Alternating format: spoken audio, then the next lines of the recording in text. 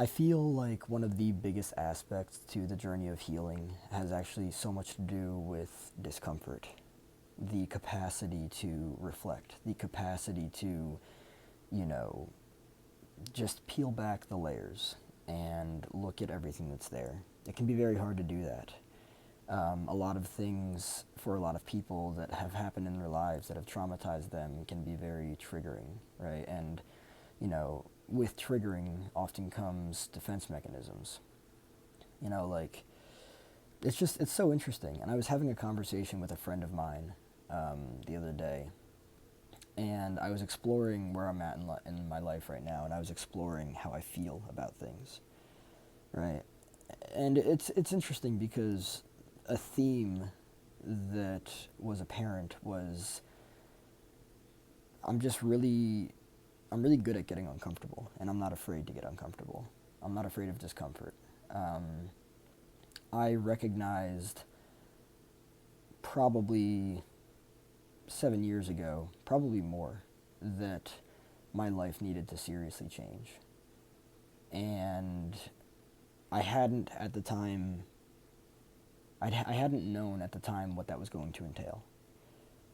And it was just very hard to, like, sit with myself, sit with who I was as a person. And it's not, you know, I, it's not like I was a terrible person or anything. I just wasn't happy with myself, you know. Um, there were just there were loads and loads of trauma and everything, and so having the capacity to just get vulnerable and to look at everything that's there um, willingly can be a very big challenge. And I'm just recognizing my capacity to sit with discomfort, to sit with things that are not easy to sit with.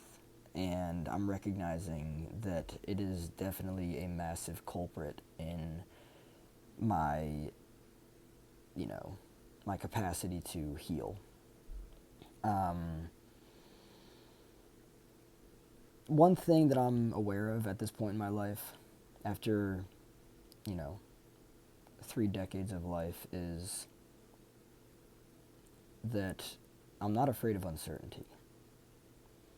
It didn't used to be that way, but now it is.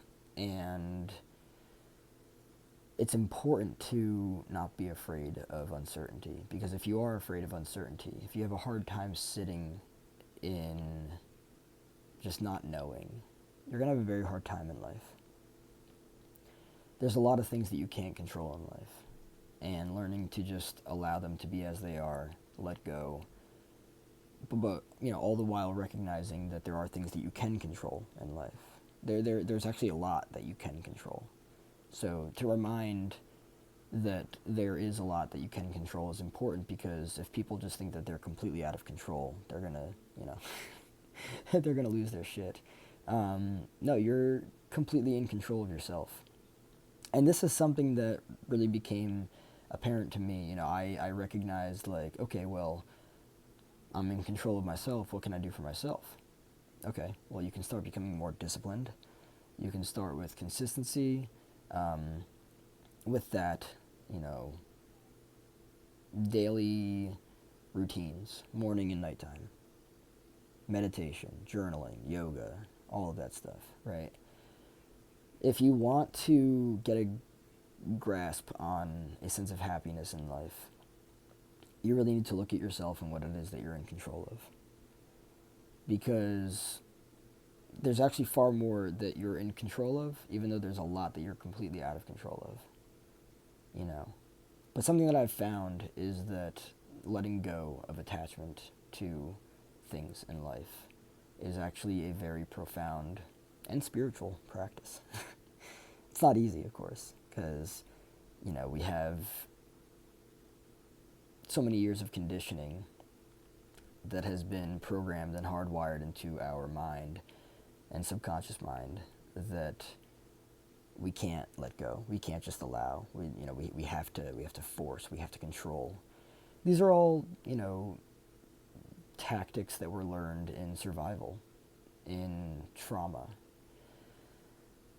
Just recognizing that they don't work anymore. Well, they never really did. They never really did work. But just recognizing that they're not going to be beneficial moving forward. You know, um, what got you out of drowning is not going to bring you up to the moon and the stars and beyond.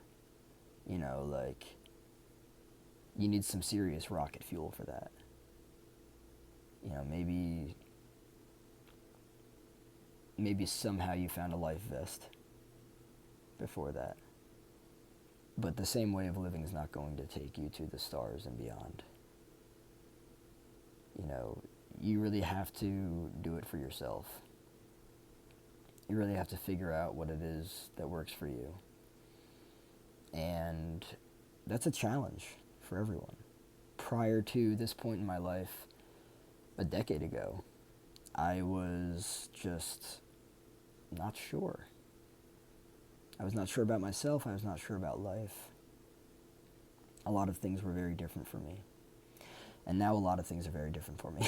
So, and of course that's because I put in the work to get here. And I've done the work and I'm continuing to do the work.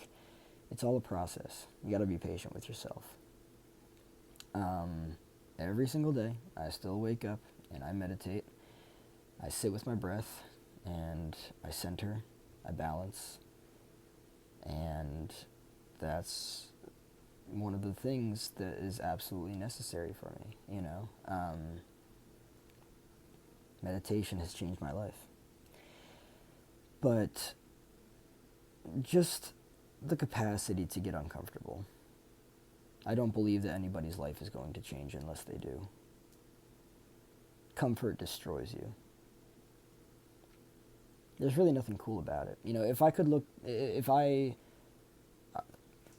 look back on my life and look at what has changed, it's really been my capacity to get uncomfortable or get comfortable with being uncomfortable, right?